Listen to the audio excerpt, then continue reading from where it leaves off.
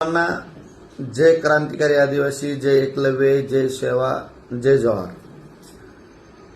उद्या दिनांक 29 सप्टेंबर 2025 वार सोमवार या दिवशी धनगर समाज आणि बंजारा समाज या समाजाला आपल्या एसटी प्रवर्गामध्ये समाविष्ट करून घेऊ नये म्हणून तमाम आदिवासी बांधवांनी संपूर्ण महाराष्ट्रभर मोर्चाचे आयोजन केले आहेत, मोर्चे काढलेले आहेत. तरी उद्या वार सोमवार या दिवशी आपल्या आदिवासी समाजाचे डाण्यावाघ माननीय लकीभाऊ जाधव, राष्ट्रीय युवा अध्यक्ष, अखिल भारतीय